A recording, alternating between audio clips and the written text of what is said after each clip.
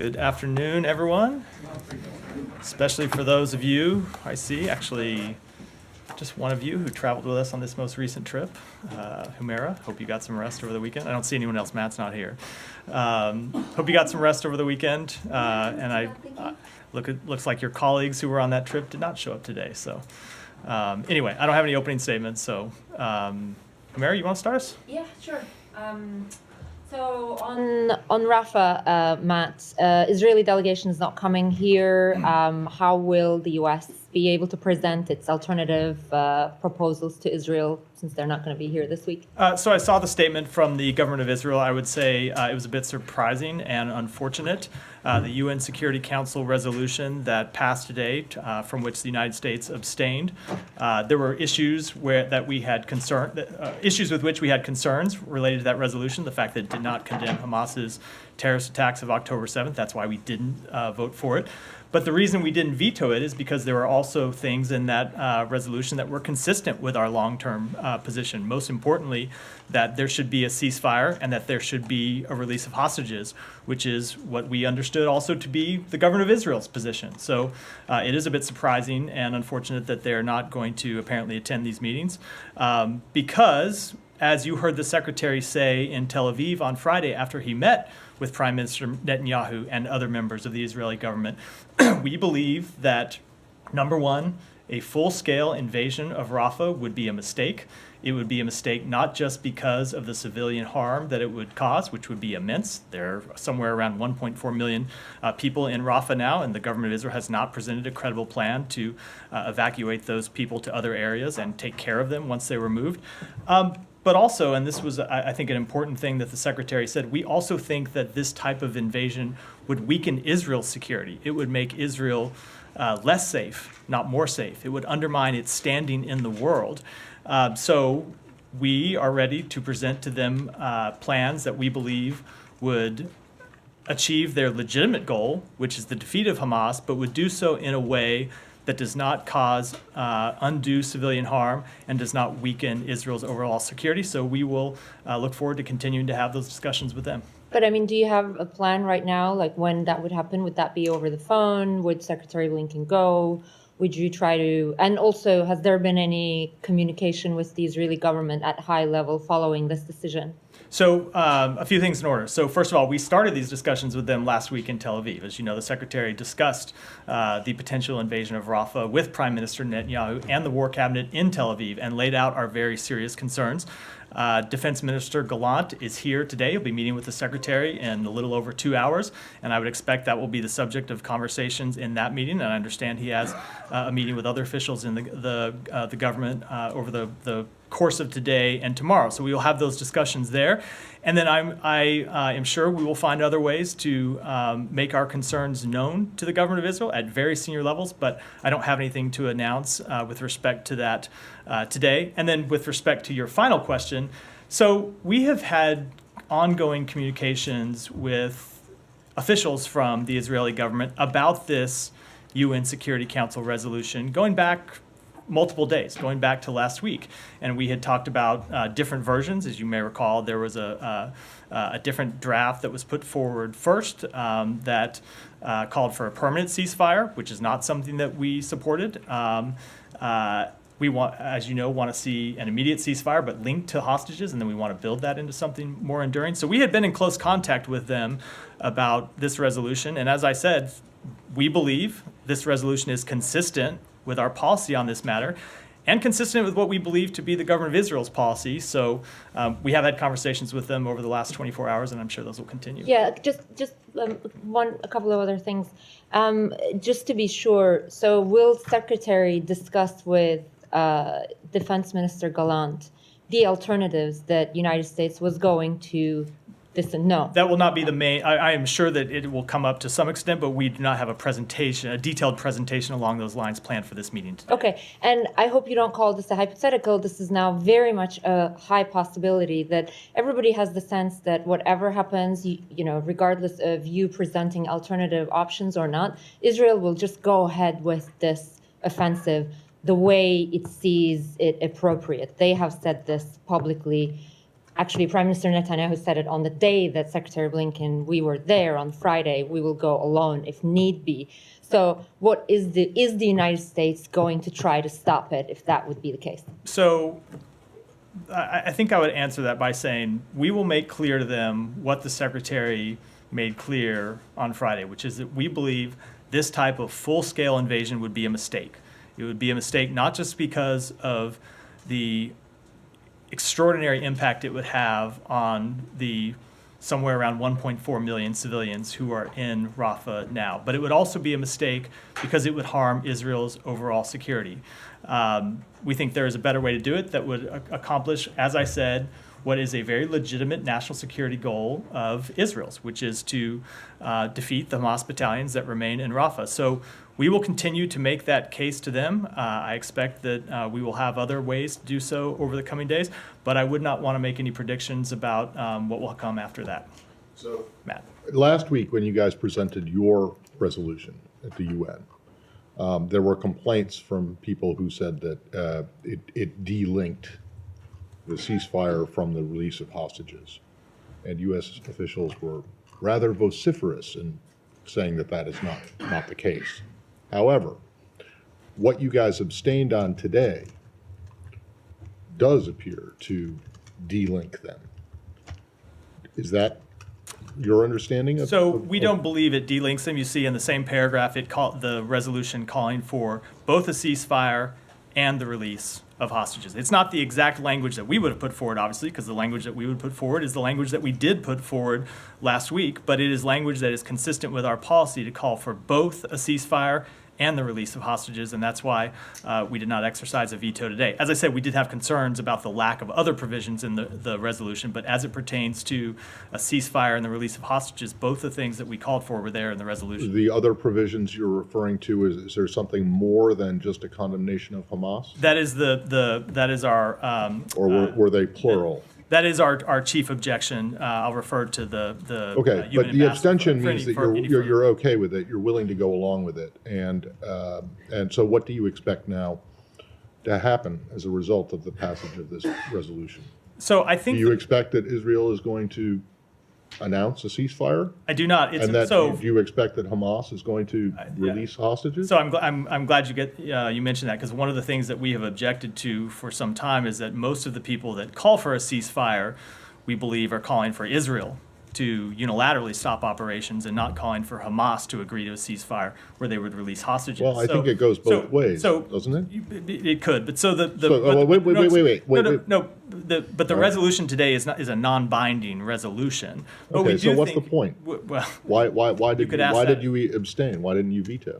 we didn't veto because we thought the language in it was consistent with something that the language as it relates to the ceasefire and release of hostage was consistent with the longstanding So- United States position. So you don't believe anything is going to happen as a result of the passage of this resolution? So I think that separate and apart from this resolution, we have active ongoing negotiations to try to achieve what this resolution calls for, which is an immediate ceasefire and the release of hostages. I can't say that this resolution is going to have any impact on those negotiations. But those negotiations are ongoing. They've been ongoing over the weekend, and they've made progress. So I don't expect you to answer this now, but to me, just stick this in your pocket. If that's the case, what the hell is the point of the UN, or the UN Security Council? So we think it plays an important role. It does, even though its range of action security. does absolutely nothing. range of And that you're going to get what you would like to see, not out of the UN, but out of discussions in Doha. So we believe it's important that the UN speak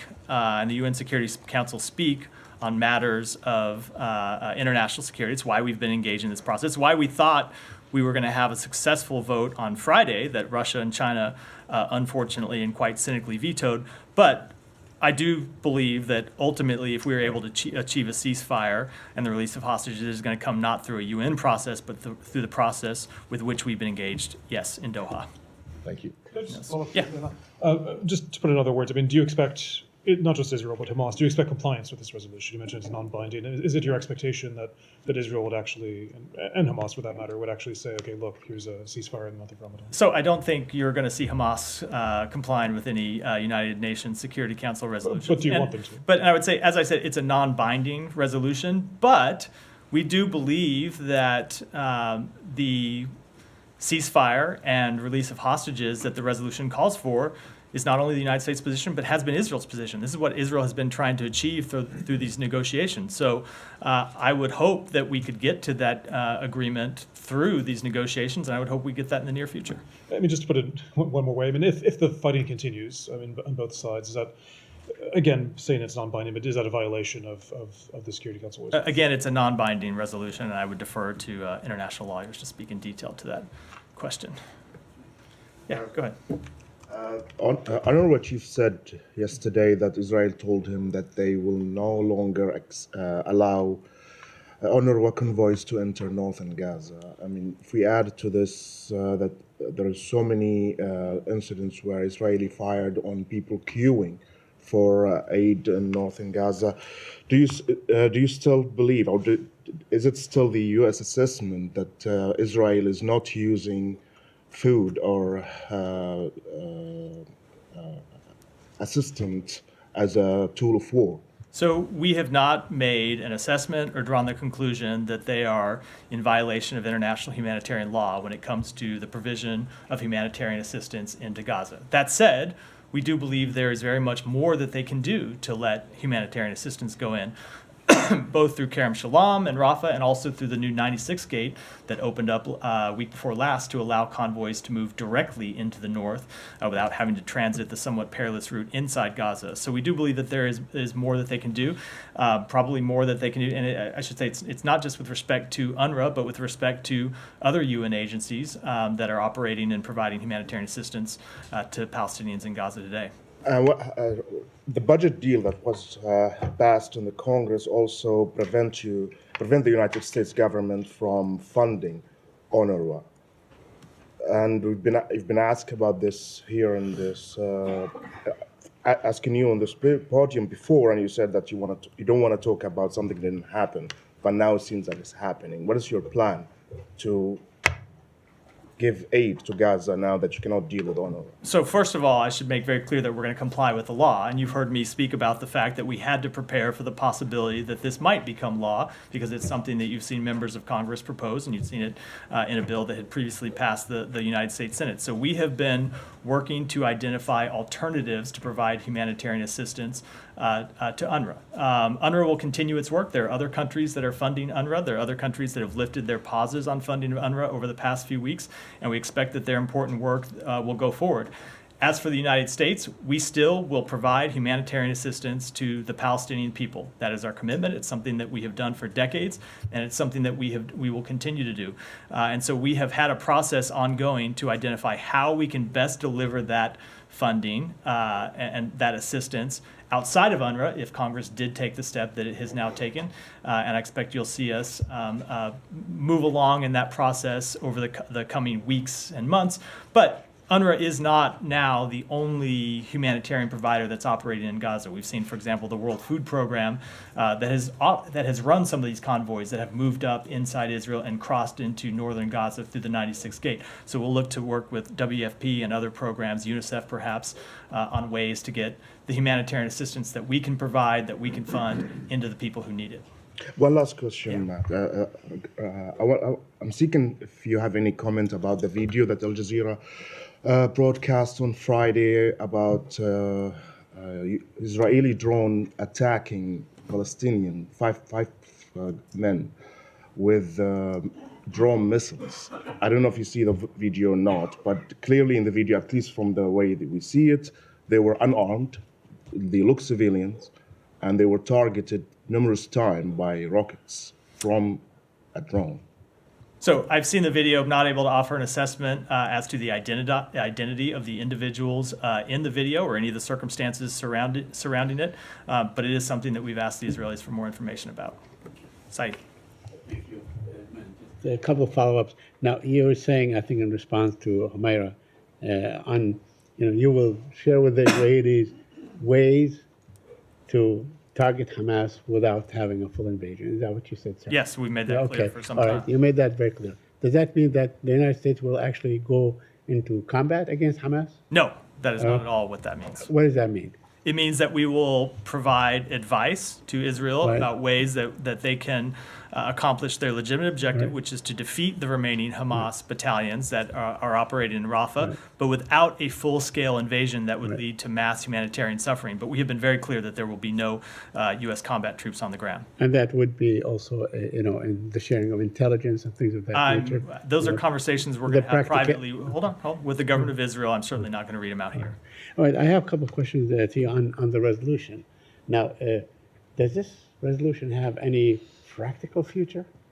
What do you mean? Does it have any I practical? mean, does it have, it's a non-binding resolution, right? So does it have, could it be like a step forward towards a bigger, binding resolution? Is that how you see it? So I'm not going to speculate about what steps the United Nations Security Council are going to take next, but we have been clear about what we are trying to achieve with respect to the conflict in Gaza, and that is to achieve an immediate, sustainable ceasefire linked to the release of hostages that we can then build into something more enduring. That has been something we've been pursuing for some time. It's something that we have pursued in negotiations in Doha over the weekend. And as I said, we believe that we've made progress in that, including progress over the weekend, and we'll continue to pursue it. Okay. Now, a couple more things on UNRWA, respond to Ahmed's questions and so on UNRWA. Now, Israel, with the new law that, defunding UNRWA has become law, they can say, we don't want any UNRWA operations anywhere in Gaza or the West Bank, are really totally dependent on the UNRWA operation. I know you mentioned the World Food Program and so on, but it does not have the kind of mechanism and logistics in place and the history behind it that UNRWA has. So do you expect that the Israelis will just throw out UNRWA lock, stock, and barrel? I am not going to make any predictions about what the government of Israel, what steps the government of Israel might take. I will make clear, as we have, that we continue to support the important work that UNRWA does to provide humanitarian assistance to the Palestinian people. Right. And lastly, I don't know if you're following up on the West Bank. The Israelis confiscate or ordered issue to confiscate 3,000 dirhams. It's the largest in many decades and so on. Do you have any comment on that? Yeah, we have been very clear in our position that these settlements are inconsistent with international humanitarian law and that they are ultimately a barrier to peace. International law, excuse me. I'm so used to talking about humanitarian law in the context of the rest of this. International law.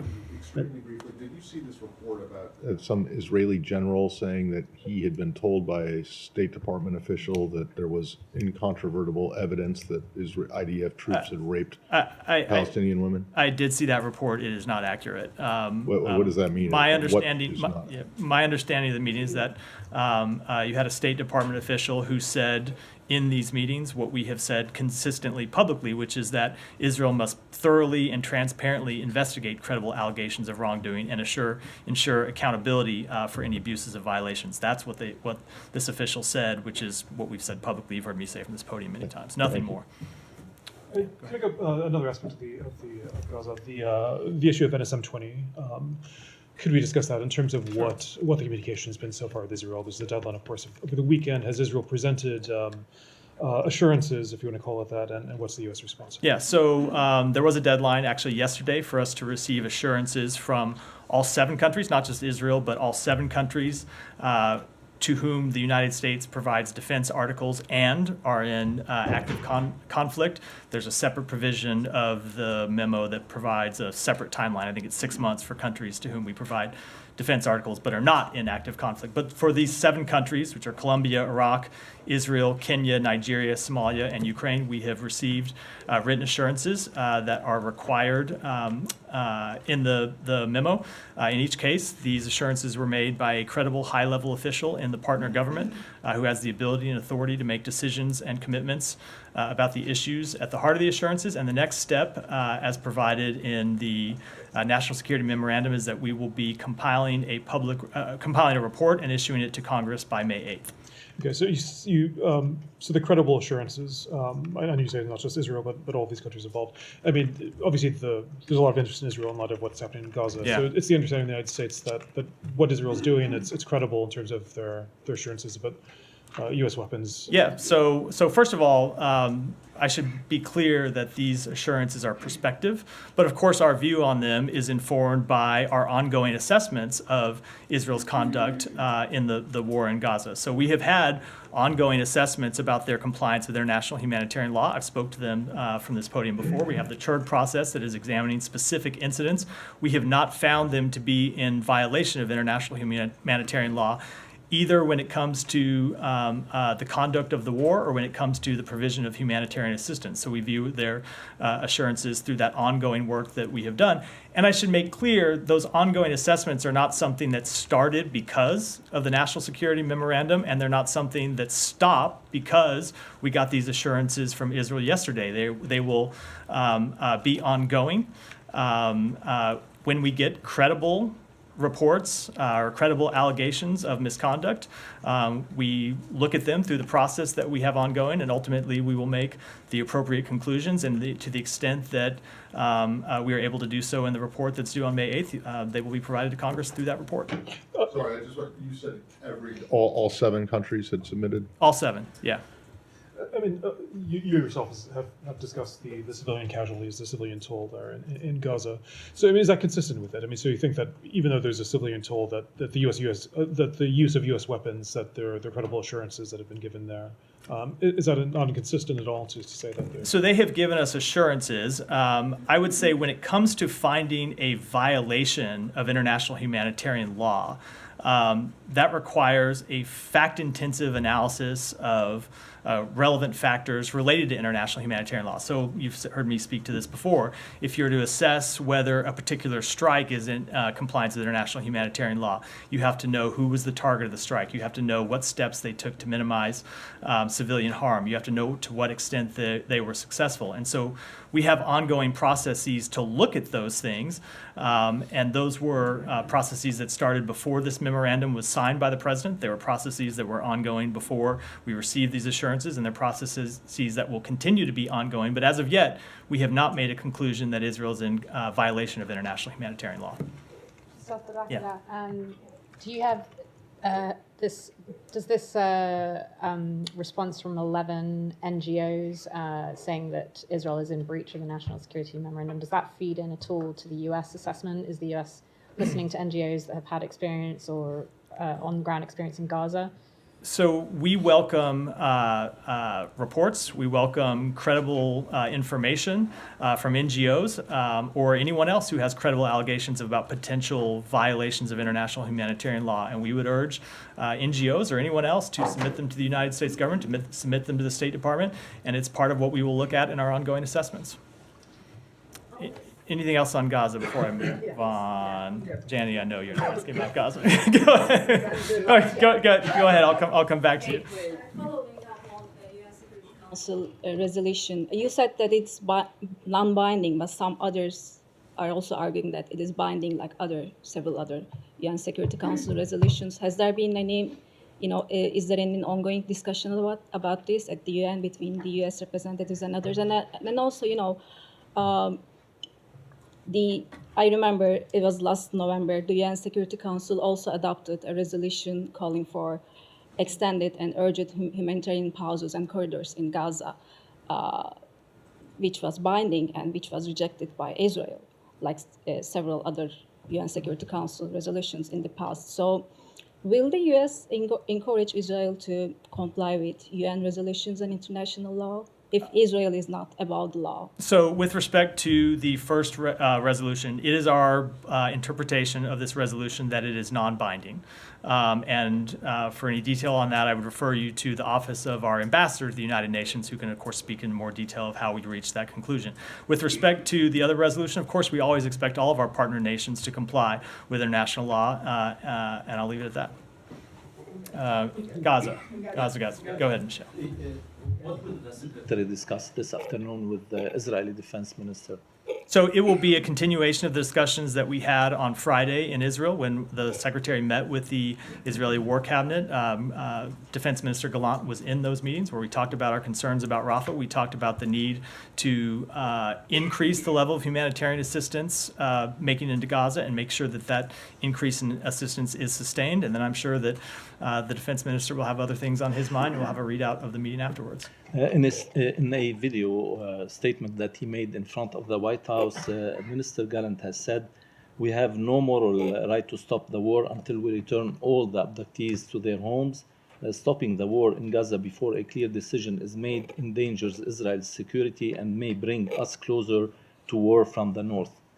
So, Do you have any comments? so I haven't seen his full statement, so I'm always reluctant to respond when I see or when I have a brief quote read out to me of what may be a larger statement. But of course, we want to see all the hostages returned home.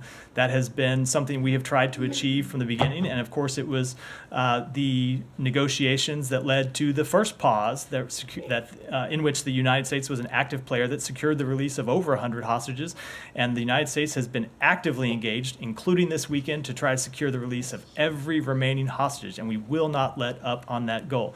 I would add, as you heard me say, that we also, I've said this 2 or 3 times already, but when you hear officials from the Israeli government say that they want to see the defeat of the Hamas battalions in Rafah and they will not stop the war before that, we also want to see the defeat of those Hamas battalions in Rafah. We share that same goal, but we think it's a false choice to say that there's not a better way to do it than smashing into Rafah in a way that would lead to an inordinate amount of human suffering. And what about when he said that any ceasefire will endanger Israel's security and may bring us closer as Israelis to war from the north? So again, I'm a little reluctant to respond specifically to that comment because I haven't seen the rest of what the defense minister said, but it has been the position of the government of Israel to try and reach a ceasefire that would secure the release of hostages. That's what they've been pursuing in these hostage negotiations. It's what we've been pursuing. Shannon, go ahead. Just put a fine point on the resolution. You said a couple times that you were surprised by the Israeli government's reaction to the U.S. abstention, but we do know the U.S. was involved in negotiations basically up to the vote. So is there some kind of disconnect for that surprise to be there? Did Israel not say they were against this kind of resolution? So I'm not going to get into our private conversations with officials from the government of Israel, but we had been in close contact with them about this resolution going back into last week. We obviously were in contact with them about the resolution that the United States put forward that was ultimately vetoed on Friday. And when you kind of come down to brass tacks, the text of the resolution is something that calls for what we believe has been the government of Israel's position, which was a ceasefire and the release of hostages. So that's why we found their statement today unfortunate and a bit surprising. All right. Is this Gaza? I just want to finish it. Go ahead. And then I'll come to you next, Ryan. Yeah, go ahead. I have 2 questions on Gaza. The first question, you said to Mr. Said there will not be like combat or any military troops on the ground. But do you will have military advisors and intelligence advisor on border of Gaza? I would defer to the Pentagon to speak in detail about military. Okay. The second question on Palestine and the resolutions. Last question for me, like 10 days ago, you told me like there are many Arab countries recognized Israel, even the border issue. Israel doesn't have a border. So why USA doesn't take an initiative and recognize Palestine regardless this border issue and recognize it as a state, and that maybe help people feel that there is a hope that they will have a country, whether it's one state solution, Sure. 2 state solution, as Arab countries recognize Israel without borders, why you don't recognize Palestine without borders? Because it has been the long-standing position of the United States that recognition of a Palestinian state is something that should be negotiated between the relevant parties. Ryan, go ahead. So with Netanyahu canceling this delegation and promising to go into Rafah anyway, is the U.S. taking any precautions to make sure that U.S. weapons are not going to be used in that invasion that he's promising? So let me answer that in 2 ways. Number one, to say, which is it has always been our expectation that United States weapons be used in full compliance with international humanitarian law. I know that's a different question than what you asked, but I think it's important to put on the record. With respect to what may happen in an ultimate invasion of Rafah, I said this a little bit in response to Humaira's question. I really don't want to get ahead of the facts. We do still expect to have discussions about this matter with the government of Israel. We believe there is a better way to do it. And beyond that, I don't want to speculate about what may happen down the road. And real quickly, I don't know if you've seen this report, but Shin Bet has sort of threatened an American citizen who posted, I think, on social media about the location of Netanyahu's son. Is that okay? Yeah, so I've seen the reports. We've not talked to the individual in question. We don't have the ability, or have not as of yet, verified on behalf of the United States government the underlying allegations. But I would say that as a general matter, the United States would oppose any effort by any foreign government attempting to intimidate any individuals in the United States from engaging in protected free speech activities. All right, wrap up. Guys, what do you want? All right, let's move on. All right, go ahead. We'll move on. On Mexico, President Lopez Obrador was interviewed over the weekend and explained some hesitancy to go after cartels at the request or at the behest of foreign governments. He called it part of his Mexico First policy. Wanted to see if you had any response to that, and then separately, a little more specific, there's some investigative reporting over the weekend that drug cartels are targeting seniors, Americans and Canadians, with timeshares and extorting them to sell, or pressuring them to sell and then extorting them with upfront fees. I wanted to see if you were aware of that issue, if you had any comment outside of the standard travel advisory. So I don't have any comment on the second. I have seen those reports, but I just don't have a comment. With respect to the first, I'm not aware what the specific comment refers to, but the United States has been made very clear that we want to work with the Mexican government to stop cartels from smuggling dangerous drugs into the United States, and we've had a long-standing productive partnership with the government of Mexico to accomplish just that. You've seen the Secretary travel to Mexico a number of times to further our work together to try and take on the cartels that are trafficking fentanyl and other drugs that do so much harm to the American public. Danny. Thank you, Matt. Two questions on Russia, North Korea, and Ukraine. North Korea announced that it expected Russia to recognize it as a nuclear state.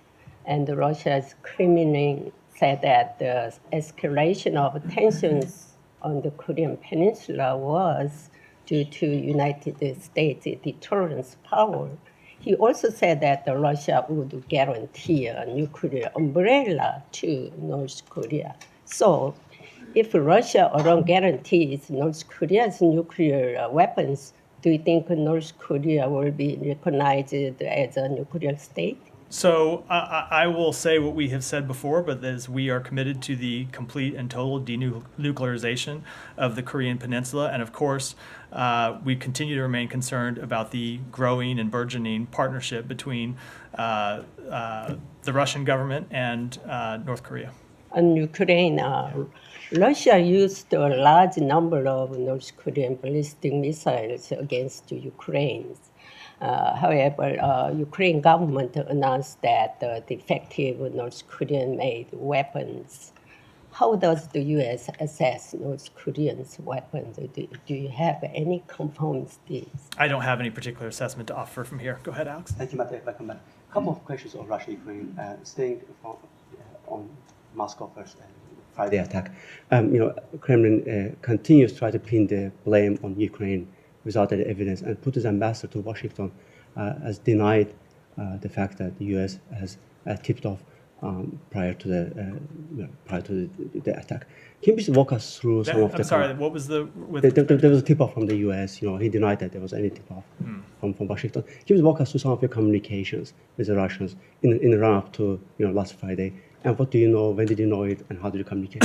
So, two things with respect to the first question. There was no Ukrainian involvement, period. You've seen the Ukrainian government make that clear, and of course, with respect to these statements, the Russians have offered zero evidence because there is no evidence of Ukrainian involvement. With respect to the warnings that we provided to the government of Russia, yes, we did offer warnings to the government of Russia in early March about a planned terrorist attack in Moscow, specifically potentially targeting large gatherings, including concerts. We gave them that private warning consistent with our duty to warn that we have when we see or when we gather intelligence of terrorist attacks or potential terrorist attacks. You might recall that several months ago we warned the government of Iran about a potential terrorist attack by ISIS-K in Iran, one that ultimately, quite tragically, also came to be true. And it was because of that warning that we passed on to the Russian government that we issued a security warning on March 7, where we again said to U.S. citizens that we had information about a planned terrorist attack in Moscow, potentially targeting large gatherings, including concerts. Was it communicated through diplomatic channels? Through the DoD, I'm not going to speak to specific channels through which we can. As you know, France today raised its threat, security level to the highest.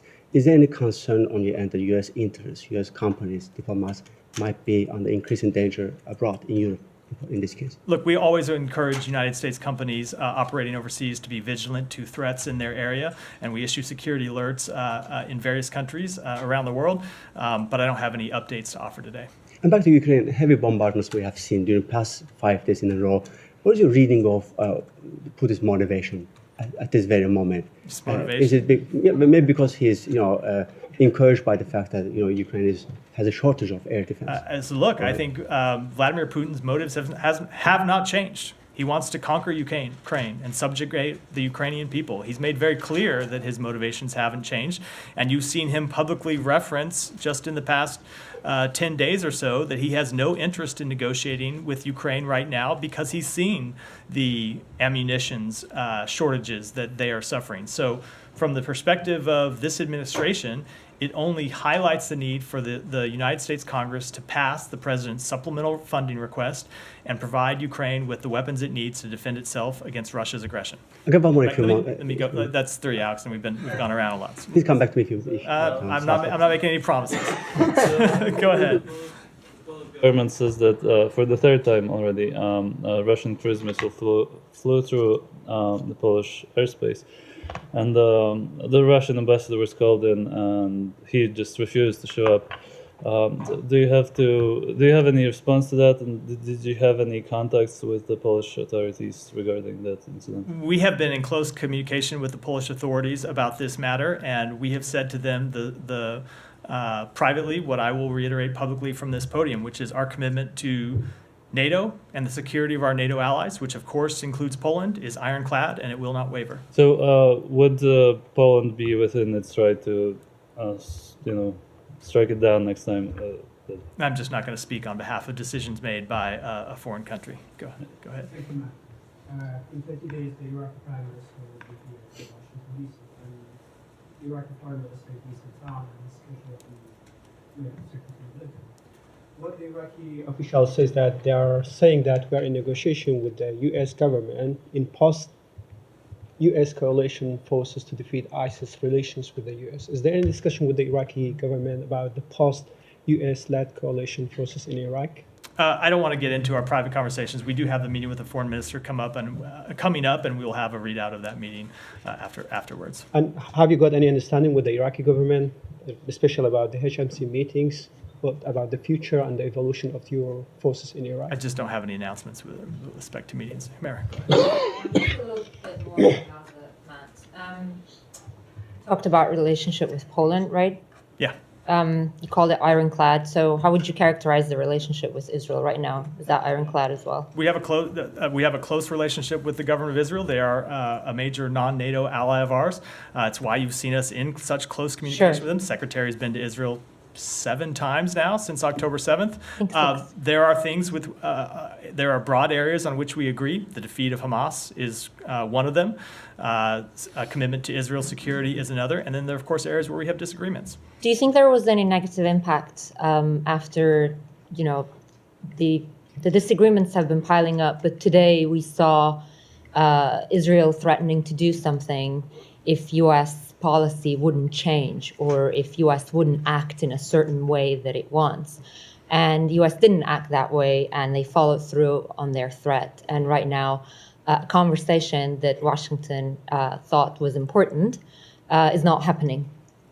How would you is there any lasting impact on this, or how would you characterize the relationship right now based on that? So I will leave it to professional pundits to make those types of characterizations. I will just talk about. I'm not seeking professional pundits' opinion. I I'm understand. seeking. I will just talk about the facts of our relationship, which is we have very direct, candid discussions. I was sitting in the meeting between the Secretary and the Prime Minister and the War Cabinet on Friday, and I can tell you those conversations are at times quite direct. On areas where we have disagreements, and that has been the case, not just back to October 7th, but since before October 7th. And it is, I'll just say, it is partly because of our long-standing relationship with Israel. It's a relationship that is not just between this administration and the Israeli government.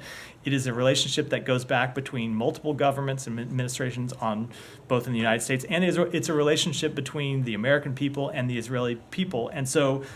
It is because we have that kind of long-standing relationship that we can be pretty frank with each other. Right.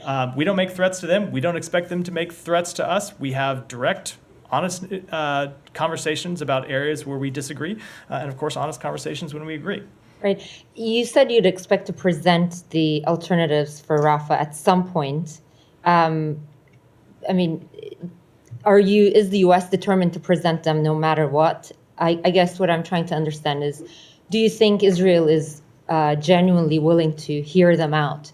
Or did you get any sense from them that this week was a bit of an exercise and the UN resolution saga gave them an out of this? I'm not going to speak for what the government of Israel intends or what they, but I will say that when we met with them in Israel on Friday, they made clear that they did want to see the options, the alternatives that the United States was going to present. We think it's important to that they see those options because we do believe that the path that they are currently on towards a full-scale invasion of Rafah is one that would weaken Israel's security and hurt the Palestinian people, cause inordinate human suffering that doesn't need to happen. So we will continue to have conversations with them about And after today, it's still your understanding that they're still willing to hear out those alternatives? This is something that just broke in the last few hours, so I'm not going to speak to what future conversations that we're going to have with them.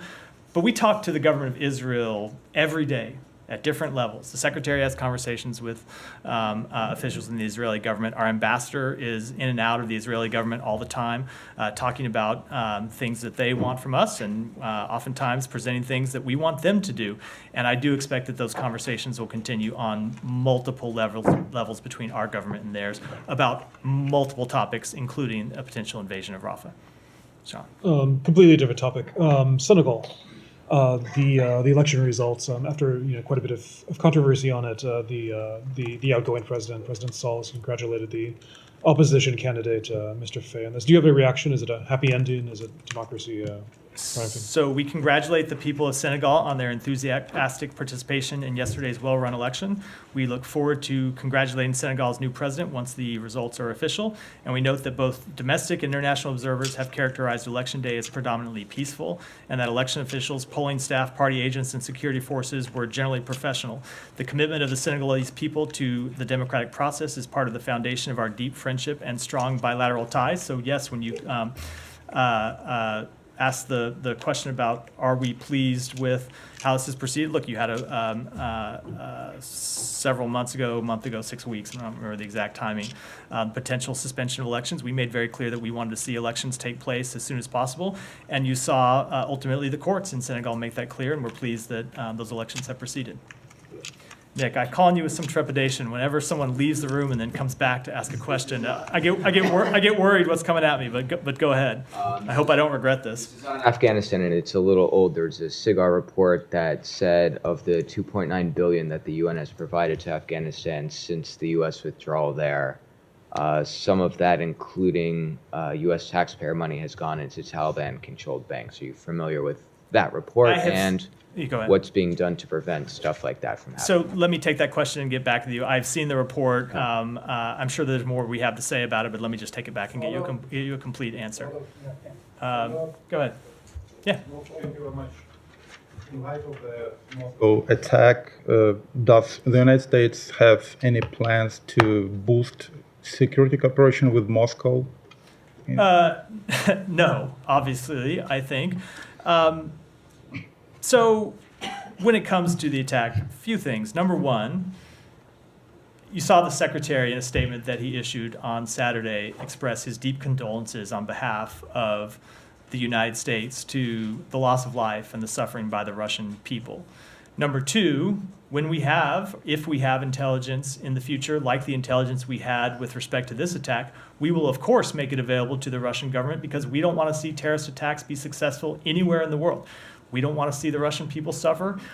We have never had any quarrel with the Russian people. So we will, of course, provide, if we have intelligence information about potential attacks, we will provide that information to the Russian government, just as we provided to the government of Iran, a country with which we have deep, lasting disagreements because we don't want to see the people of Iran suffer. And just like as our quarrel is not with the Russian people, our quarrel is not with the Iranian people. Hold on, I'm still answering another question. But that said, obviously we are not going to boost our security or boost any security agreements or start any security agreements with the government of Russia, a government that we have seen invade one of its neighbors unprovoked, kill thousands and thousands of people for no reason at all except to pursue the personal conquest objectives of the Russian president. So no, we will not be taking that step. One more? Yeah, one more.